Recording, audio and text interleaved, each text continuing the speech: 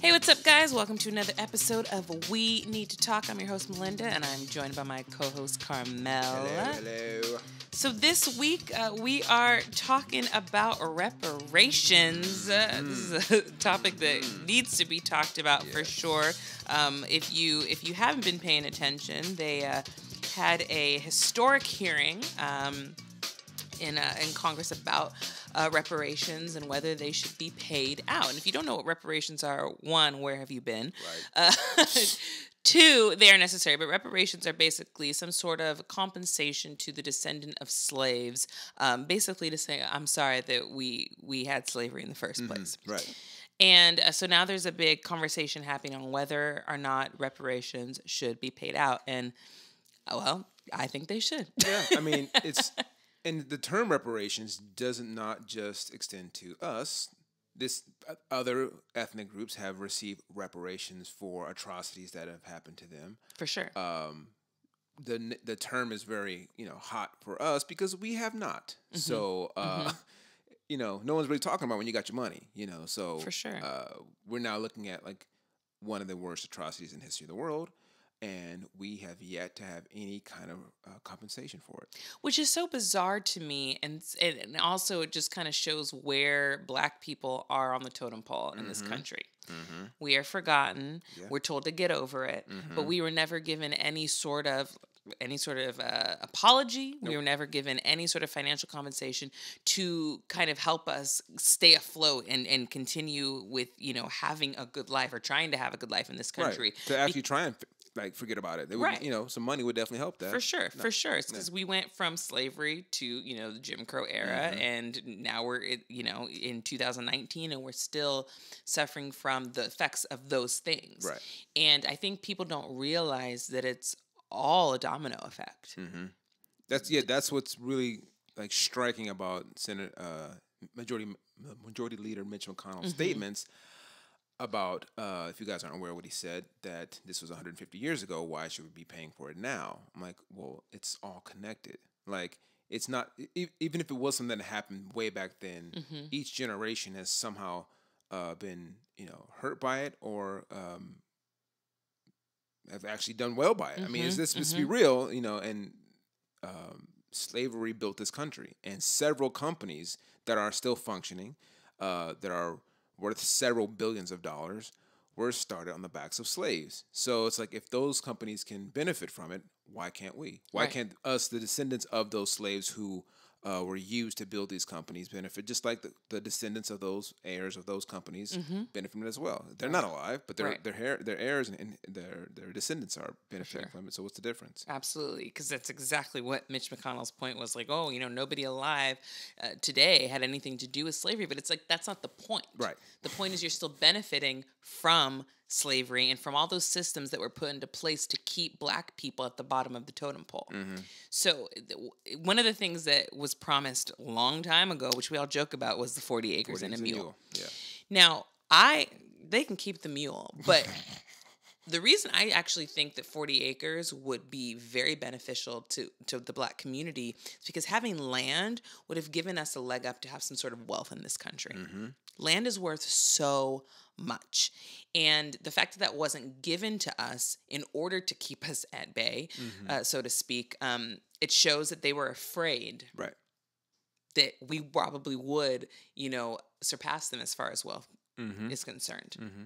Because if Black people were given a level playing field, I truly think that we would be at the top. I mean, I do. It's really amazing when you think about it. I always talk to people about this. We're 13% of this population. We are in every single article, news issue, movies, to every single thing that happens in this country. We're somehow involved with it, negatively or positively. We're always involved with it because we drive everything that happens here. So yeah, if we were on a level playing field, and definitely in sports, we know what's happening there. But if it's a level playing field in economics, medicine, education, whatever, I think we would dominate it. I do too. And I think that is part of the issue and reason why we are always been held down. Because if we were given that opportunity, we would take over. Yeah. To be honest with you, we've taken over in a lot of industries already without having that advantage, without being put way back in the back of back of the bus, the back of the line, the back of the everything, and somehow we Right. still come out on top. Right. Yeah. Right. I was thinking about the movie A Bug's Life. I don't know if you've seen that movie, and it made me think of the Black community and with the ants and the grasshoppers. And I know, follow me as I go along with this little analogy, but I think Flick is the name of the main character when he's, finally stands up to the grasshopper character and was like, you need us. And that made me think of the times of slavery. Like, they didn't get anything done if it weren't for Black people. But the minute we stopped working for free, we're lazy. Right. We don't work hard enough. Yeah. It's the minute we stopped working for free. But you wouldn't have any of this stuff if it weren't for our ancestors' labor. The very White House itself. 100%. All us. 100%. Yeah. So to think that you don't owe that community anything, it's very audacious. It really is. So it's bold. Really bold. Yeah. And it's like, so when watching Mitch McConnell say what he said, I'm like, is he saying this just straight through his teeth with nothing? There's nothing in his mind he can really say, you know what, maybe I shouldn't say it. No, I honestly think a lot of these, especially older white men, believe this. Yeah. Like, no, I don't. For sure. I shouldn't have to do anything about For this. sure. I wasn't alive. I didn't own any slaves. I don't own any slaves. Well, your grandparents did. Right. And that's the thing that really bothers me is people, and I don't want to say white people or white folks. Right. So let's say this. It's a system. It's the system, whether it's people or infrastructure, that was built on the backs of slaves. And then once we were released, set forth to keep us essentially as slaves still, or like indentured servants, or somehow or another a prisoner of war, whatever you want to call it, because we weren't just literally released. We were let go, but there were still systems in place to keep us at bay from becoming the power that we could be. And I keep telling people a lot of times, they think, oh, well, let's do this, let's do that, let's build our community. They don't want us to succeed. Right. They don't want us to be good at anything. They don't. They let us, compete in sports, sing and dance. We kind of dabble in medicine, and just the little bit that we do, it always is the best. It's always just so outstanding that I know when they see that, even the little bit that we do, they cringe, because if we just had a little bit more, we're pushing them out. And it's a survival attitude, and it's a mentality where they have to do that to survive. And I get that, but at the same time, like, there's people who are allies to us, white folks who see our struggle and understand it, that don't know how to change that narrative. They don't understand what they need to do in their end to help us get to that at least balance. Even if we don't have reparations, okay, even if we don't get this, ungodly number of money back, at least make it even. Can you help us make it even? That's all we're asking. People think that it is even now, which is really hilarious. Like, it is hilarious. It's not even close to even at all. There was a article that came out, and also in the hearing that Ta-Nehisi Coates spoke at, he mentioned, and in this article I saw kind of what the wealth gap in America is. And for every $100 that a white family has, a Black family has 5. Wow. 5. That's jarring to look at and read and realize that the wealth gap is that large today in 2019. Right. For every $100 that a white family has, a Black family has 5. Like, can we get to even 70 maybe? Yeah. Like, I would be fine if for every $100 that a Black family had $70. Like, fine. If y'all need to stay ahead, I would like it to be even, but can we just close that gap a little bit? Like $5 to $100. Like, just imagine if you went out with your homies and all y'all got $100. And I got 5. Y'all not taking me to the club. I can't go with y'all anywhere. I got $5. Y'all got 100. I'm just gonna chill at the house, right? Right. I can't play. Go to Starbucks because my drink at Starbucks or at coffee place is $5.05. When I add that almond milk, when I get that chai latte almond milk, yes. it puts it right over $5. It is $5.05. So you don't even have that nickel to get that full cup of chai tea. Nope. So it's shocking. We're talking about a family. We're talking about a family. Yeah. So we're talking about even poor white families are that much further ahead of poor Black families. Yeah. And how do you expect? So again, before I even said this, how do you expect us to get ahead? They don't. They don't expect us to get ahead. They don't want us to get ahead. But even with that, we've still managed to get along in this society, in this world, in this environment, in this economy. We still, we've had parents who have worked 2, 3, 4, 5 jobs, and taken care of their families and still been able to make it and still put kids into schools where they, become the first kid that goes to college or to own a business or whatever. So we're still figuring out ways to survive. Right. But I think for me, where the reparations discussion comes up is when I look at, again, ethnic groups who did receive something. Exactly. It's like, okay, whether it's Jews, the Japanese, Indians, there's other groups who have received some kind of monetary compensation for their the pain and suffering that they went through. I'm like, we can't get anything. And then like Mitch McConnell saying, we elected Obama. First of all, we, meaning you, Mitch, didn't do anything. But see, again, so I said this before we got on air. I am. They did. Honestly, they did elect. They don't elect the president, but we honestly don't decide who becomes the president. Whether it's fair enough. Conspiracy theorists, which I'm not one of, critical thinkers who believe in this Bilderberg group or these meetings at Bohemian Grove or whatever. If you want to go that deep into it, whatever. But there is a group of people who decide to cast a president or whatever, and our vote is ceremonial. Mm-hmm. And Mitch kind of alluded to about what he said. We elect. Okay, you're kind of telling us, Mitch, you put a black person in there to kind of appease us for 8 years and look at, hey, man, y'all don't want to talk about reparations now. We give you our president. Yeah, but he's running a system that helps you. Yeah. So even if it was the blackest dude, even if it was Wesley Snipes that was our president. Not Wesley Snipes. That's what I'm just saying. Who the blackest dude you could think of, right? Dude, yeah, right. Because Obama was kind of, he was beige. He was. But he was also, and he's half white also. Like, right. He's still black because there's a one-drop rule in this country. Exactly. But they treated him straight up like a black man. Yeah.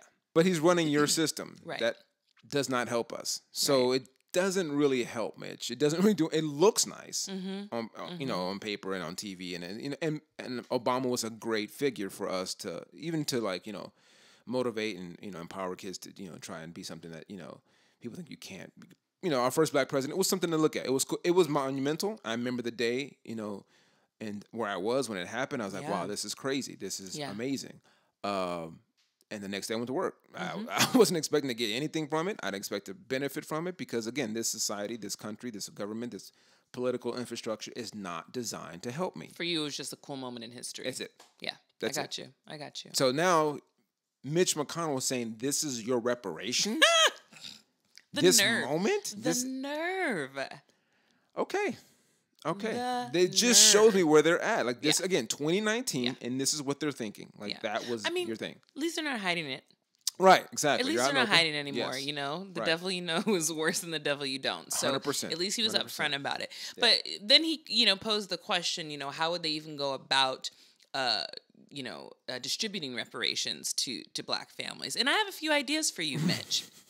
Yeah, listen up. Why don't we start by, and I posted this on Facebook, but why don't we start by acknowledging Juneteenth as a national holiday? Okay. Yeah, I like that. And I think only black people should get that day off. Yes. Yes. I think only black people should get that. But it should be a national holiday. That is our Independence Day. 4th of July is not Independence Day for black people because they were not free. Right. So that needs to be recognized. 100%. Now, don't think that is the only reparation that you will be giving. No. Because it will not be, but it is a start. It's a start. Now, other people have thrown out ideas about, free college tuition, free health care, and things like that. And I think those are all great ideas, honestly. Mm-hmm. But I know people are like, oh, I want to check. I want something that will be passed down. Yeah. Like stock options, equity in something. Yes. That's what I think that we also need to get as a people our mindset on. And not just focus on, give me $50,000 or $1 million. Right.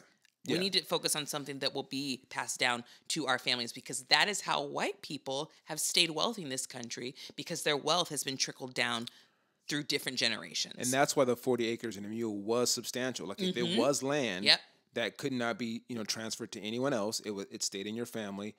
That would be huge. Absolutely. Because right now, owning land is by far the biggest economy. I mean, you can make a ton of money flipping houses. Yeah. So imagine if we had some land from say 1853, almost 150 years later, how much money it would be worth now. For sure. Right? For sure. Okay, and if you want to start today, say 40 acres in mule, okay, the mule will be a car. Okay, whatever. I don't care. Make it a Kia. I don't care. Keep the mule. Keep the Kia. Give us, some property now, whether it's houses, tract homes, whatever. Yeah. And we own the land below the house and above it, because people don't know. Just the property on top and on the bottom aren't the same thing. I want both. Give us that now, and let us do interest-free loans. Don't make it so hard for us to get loans to start our businesses, exactly, or to even buy houses. Right. We know that there's discrimination when it comes to the housing market, when it comes to loans, when it comes to banks. So we know that. True. We know that. And people don't believe us. Right. No, right. This happens all the time. All the time. And so that's another thing is stock option. Because now that I think about it, there was an article. Let me pull this up. Let me see what paper that was. It was Atlanta Black Star. Okay. So it talked about 10 corporations that profited from slavery. And I remember, let me just get this. Yeah, I want to hear this. It was, okay. One was Aetna, huge, the largest healthcare organization in the country. Really? Profited from slavery. And let me read this. It says, we might have to change our insurance. Oh, yeah, with Aetna? Okay, yeah. So Aetna acknowledged that for several years, shortly after its founding, after its founding, that the company had insured the lives of slaves. So they basically benefited on slave life policies. Wow. So if y'all with Aetna, y'all need to change that up. Another one was New York Life, who 339 of their first 1,000 policies. What is New York? Is that also insurance? Yes. Okay. 339 of their first 1,000 policies were on slaves.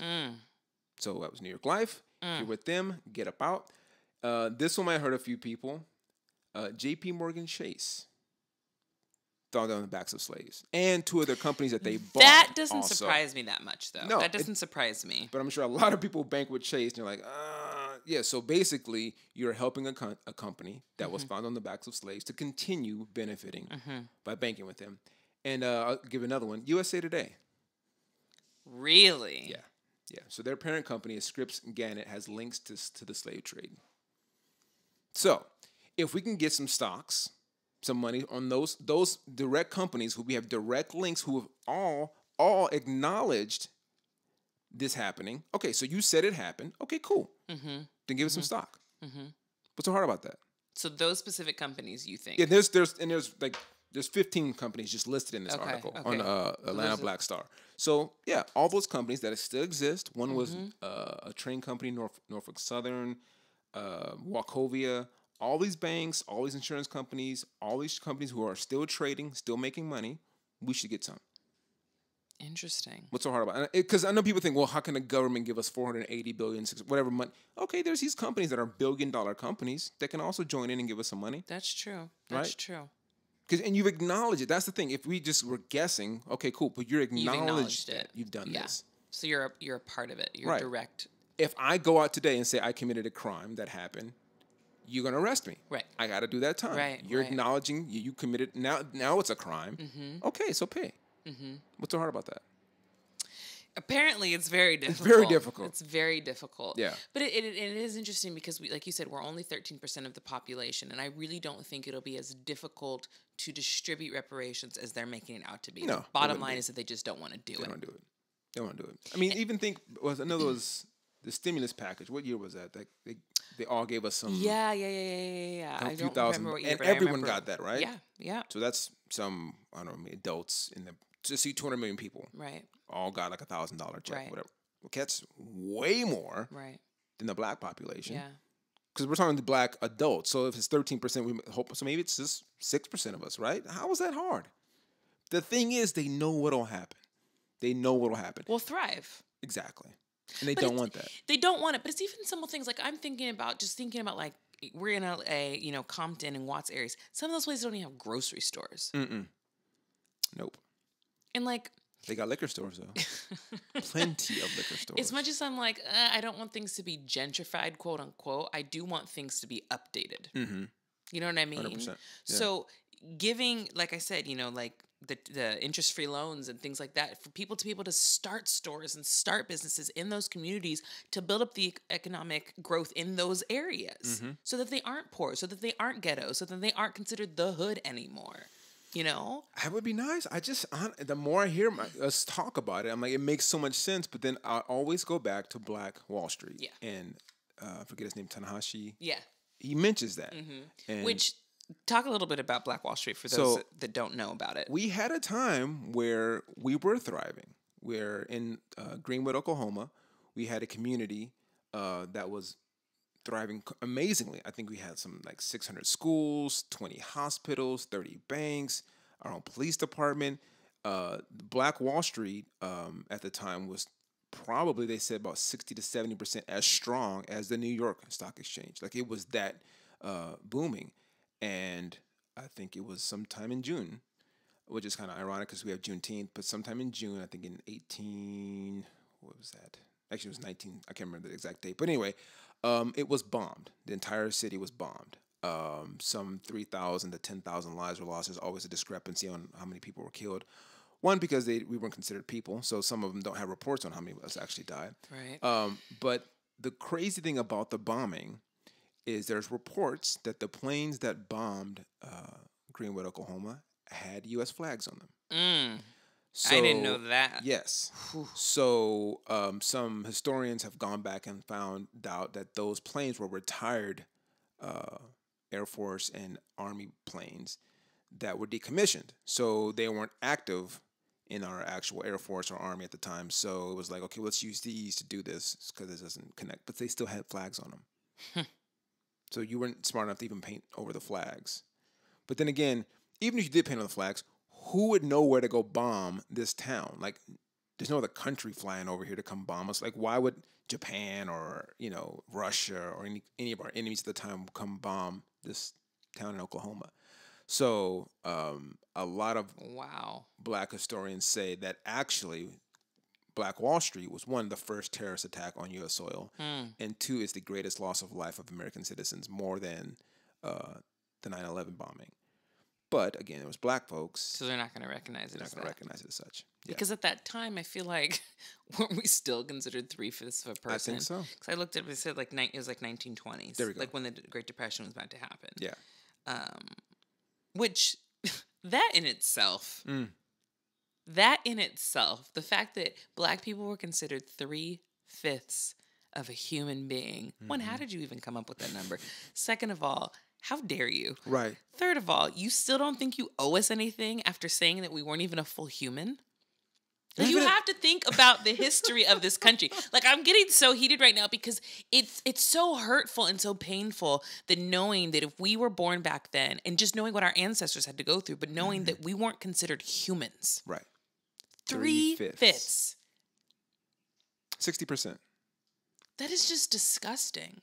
That you could look at another human being and nothing other than the color of their skin has allowed you to deem them as 3/5 of a person. Right. And now you think in 2019 that still doesn't affect us? Right. Like all of us are still affected by it.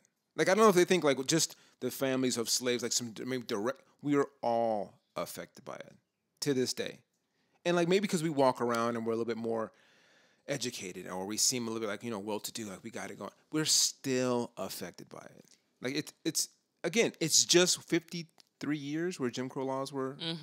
53 years in our parents' lifetime, right? So my mom, your parents, they still are here, so we're still directly affected by it. Right. So even an apology has never happened to people. We've never gotten an official apology from our government. So I guess I'm kind of like, well, if they're not going to get an apology, we're probably not going to get no money. Probably not. But I don't think that we should give up the fight. No, I don't agree. think we should give up the fight. Because honestly, I mean, that's we at least have that. We at least have the ability to fight. If anything we have is our descendants have come through and pushed for us at least now to have the ability to get what we deserve. So we owe it to them to at least to do that, to at least fight, at least bring up the discussion, push our politicians to get out there, push our community leaders to actually go out there and get the things we think we deserve. I just think we need to go about it away. Again, Black Wall Street to me is a prime example of us. We can't do it that way. They bombed us once. Yeah. They'll do it again. We've got to come at it a different way. Whether it's, I think, owning property and not telling everyone what we're doing. That's another thing about Black folks. Once we start making some moves, we got to talk. We talk so dang much. Like, just shut up. Like, keep it low. Like, can we just do it on the low and then, like, once it's done, then we can come out. But as soon as we start doing some stuff, we always got to talk about it. So not only does it get attention that we don't want, then us internally, for some reason, we have this internal thing even within the Black community where, like, if someone's doing well, we want to sabotage it. I don't know why that happens. But I think if we can just be like quiet, do it on the low, make it happen. And then once it's like there and like thriving, okay, then we can come out and talk about it. Yeah, I agree. Because the minute you start talking about it, you're going to give any oppressor any idea to come in and just get rid of your stuff. Every time. It happens every time. And the problem, and I think you kind of hit on this, I don't remember what episode you hit on this a little bit, but like Black people as a whole, like we're way more willing to coexist. And to bring people into our circles. 100%. We allow ourselves to be vulnerable because we are. You have to think about this. We were beaten. We were kidnapped. We were raped. We were enslaved. We were told we couldn't drink from the same water fountains. And we will still love you and accept you. Still. Even when it was happening. Like, we're just a good people. Like, and I'm not being like, oh, white people are bad, Black people are good. But I'm just saying that, like, we are more willing to say, like, I forgive you if we're given an apology. We are. Yeah. And I don't know if it's a good thing or a bad thing, to be honest. I don't want us to be like vengeful and hateful. Yeah, I agree. Because when I said that, I can't remember what episode it was, I will also mention that it's also kind of been our downfall. Yeah. Because we don't fight. We don't put up, these walls that keep other people out, like other cultures do, whether it's the Asian community, Arab community, Indian community. A lot of these communities have cities where it's just all on purpose, where it's all Indian, it's all Arab, it's all Asian, and they don't associate with anyone. And in their community, their economy is great. They keep their dollar in their community much longer than we do. And they don't apologize for not associating with other cultures or ethnicities. We were kind of forced to do it, and are suffering for it. And so it's funny because as soon as we start trying to do that, we become racist, which is really weird. I don't know if people understand we cannot be racist, people. Like, you have to have the power and be the top ethnic group to be racist to anyone else. But we can be prejudiced. We can be prejudiced, yes. Yeah. And I think we should sometimes. I think we should try and help our own and empower ourselves and each other to, build economies. White people do that. Exactly. Every other culture does it. Yeah. Except us. But because when we do it, it's like what you say. We're accused of being racist. And when people don't like us, we do. We get treated bad, whatever, and we still will come back to them. We still allow them into our circle. We still allow them to benefit from our culture and benefit from our abilities. And it's kind of stems back to, ancient times where Greeks and Romans came to Africa and studied under Imhotep or any other great, mind back in 3000 BC, and then just took what we gave them, made it their own, came back, and then used it against us. It still is happening. Yeah. So I'm like, when do we learn to not give away our jewels? When do we decide to keep them and then use them to build ourselves up and protect ourselves? Because then when we're seen as a threat and oh, wow, they might do something about it, maybe you'll leave us alone. Right. But I don't think we're seen that way. Right? I think we're seen as, which is really funny how they paint the picture that we're so thuggish or brutal. I'm like, we're really not. I know we look like it. With some, but for the most part, I can't think of a culture that's more accepting than us. Right. More loving than us. I mean, Filipinos are cool people too. But they're kind of the blacks of Asia. So I don't get it. But it's I keep wanting to say white people. It's the system. Yeah. It's a ploy of the system to make us look a certain way, to keep us in a certain area, to keep themselves on top. Yeah.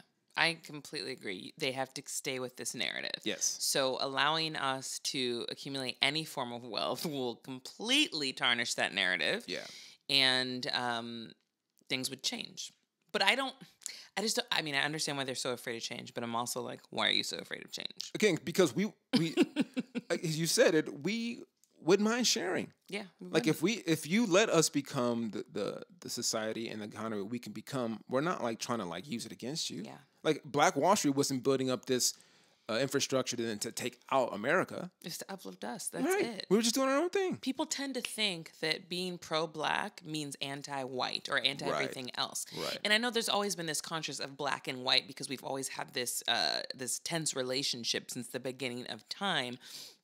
But us wanting to uplift our own community has nothing to do with white people. Never. It never has. Ever. And people even bring up the Black Panthers. The Black Panthers were solely to help the black community. Yeah. No, they became militant because they wanted to protect us. Right. But like it was, if you didn't know this, WIC, which a lot of white folks benefit from, was created by the Black Panthers to bring like food and resources to single mothers and their kids. Is that still in effect? WIC? Yeah. Oh yeah. Okay. Yeah. I don't know how. It's a government. It's a government agency now. Oh yeah, yeah. Yeah, you're right. You're right. The Black Panthers, which was broken up by yeah. our government. It's like wait a minute, you broke up this group Yeah. that brought this thing that you're now using. Okay, that makes sense. Cool. Appropriating. Awesome.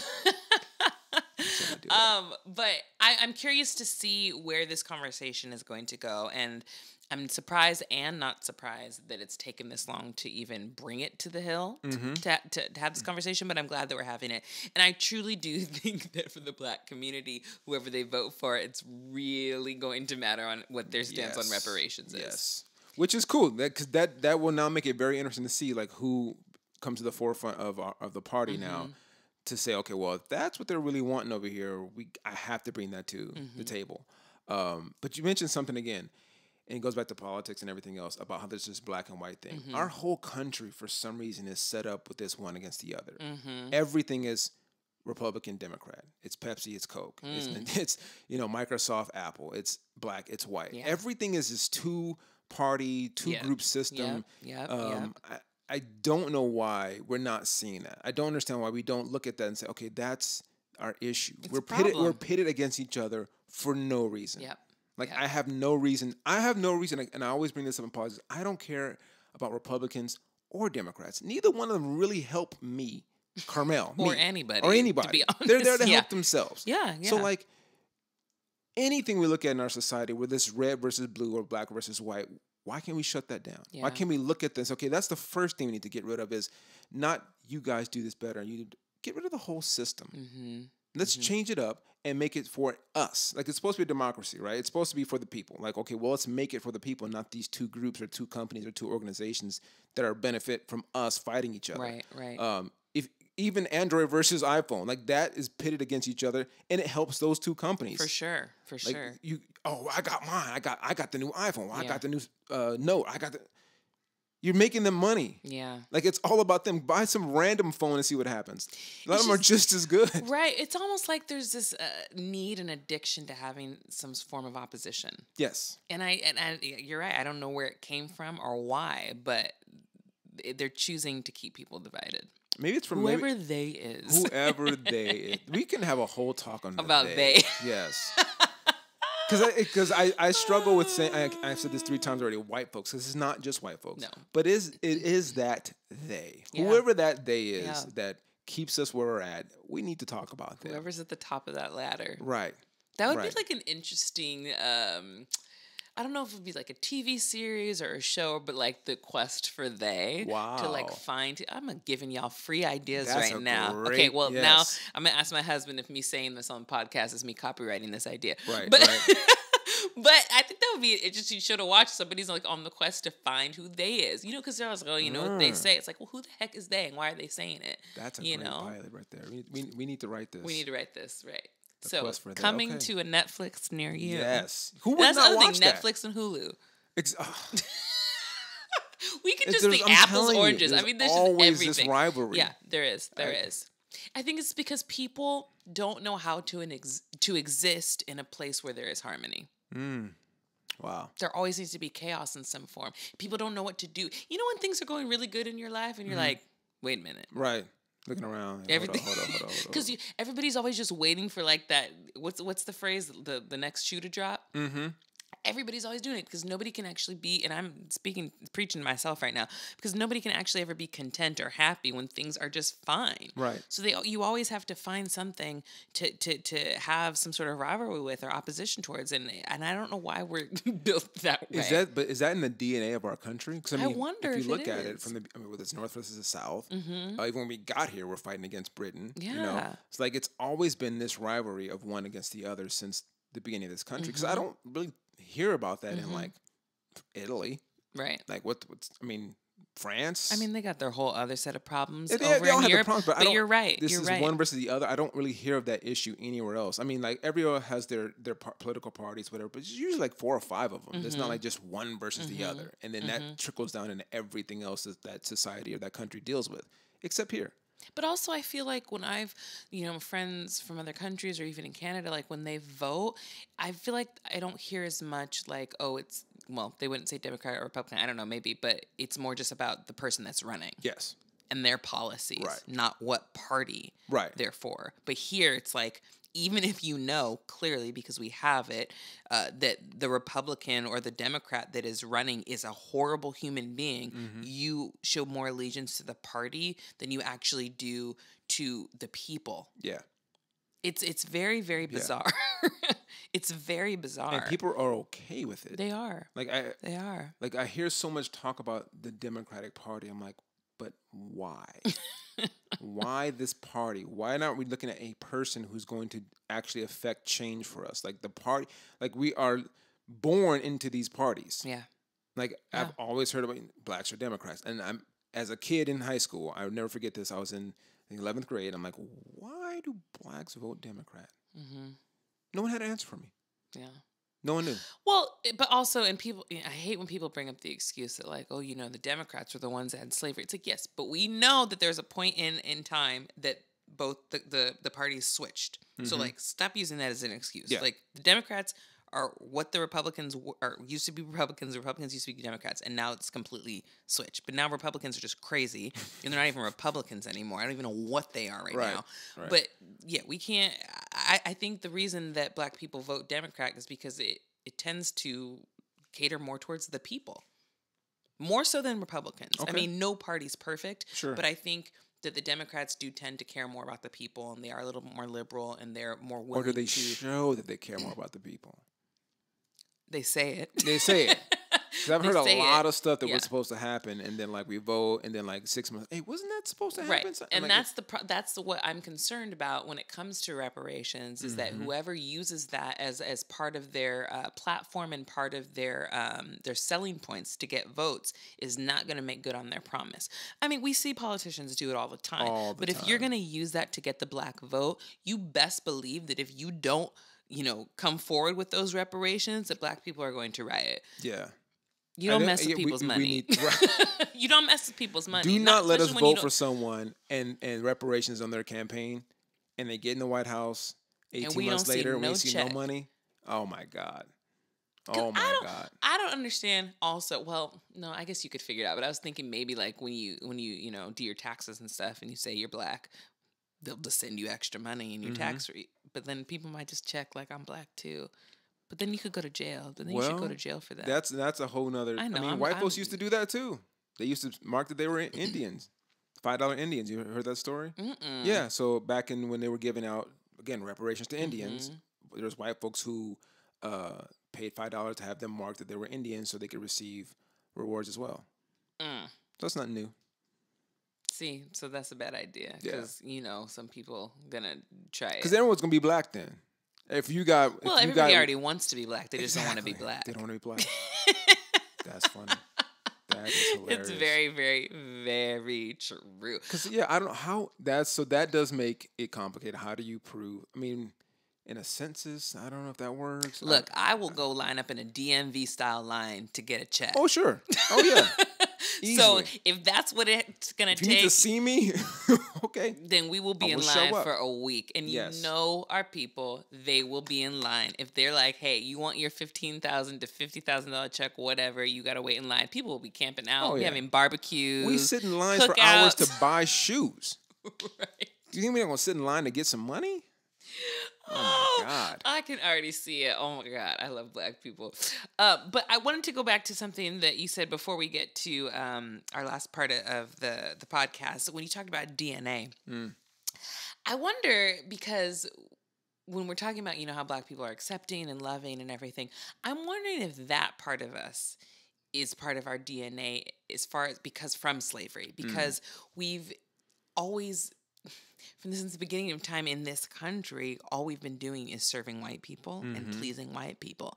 And I wonder if that is still like kind of ingrained in us, so to speak, which is why we're so accepting to let them in. But I'm wondering if part of it is because we still have this kind of need to please.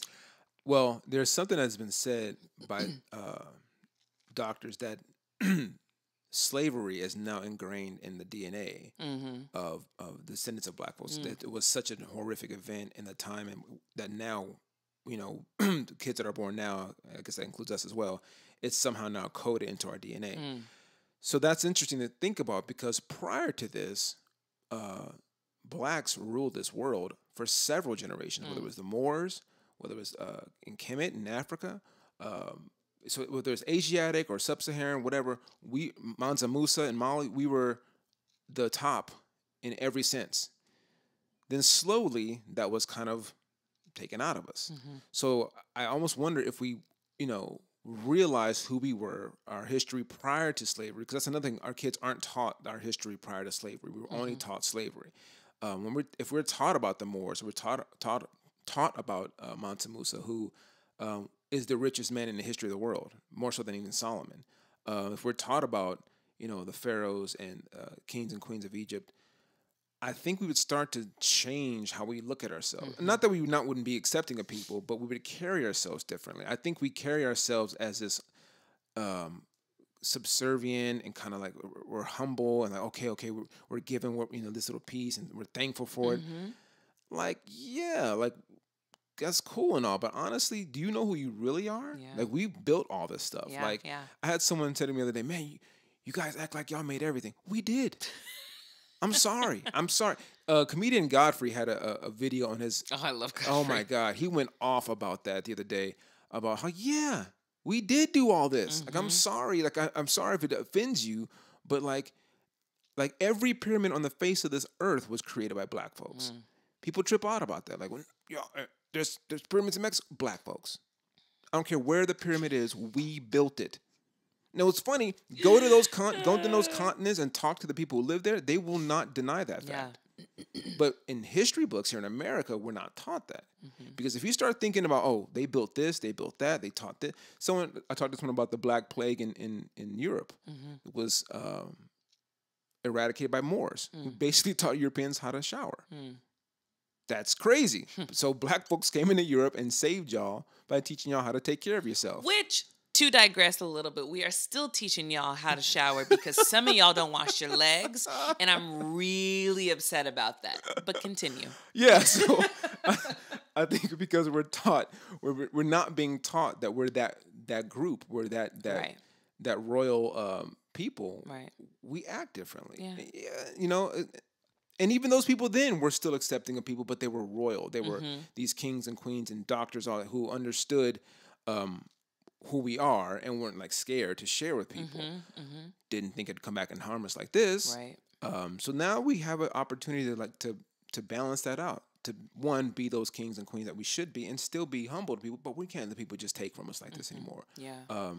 So yeah, I think now it is in our DNA, and we have to work to shift it and change it. Yeah, we just have this. It's ingrained in us to want to please, but also there's a level of acceptance that we need for some reason. Yeah, I don't know. I don't get it. Like, I mean, you get it. I do. I you want it to change. I want it to change, and I think people get scared when you start talking a certain way. Like, even my mom, she's like, "Boy, you're talking crazy." I'm like, "What? I'm not saying anything that's not true." Right. I think she's scared because when she lived in the South, so to even think about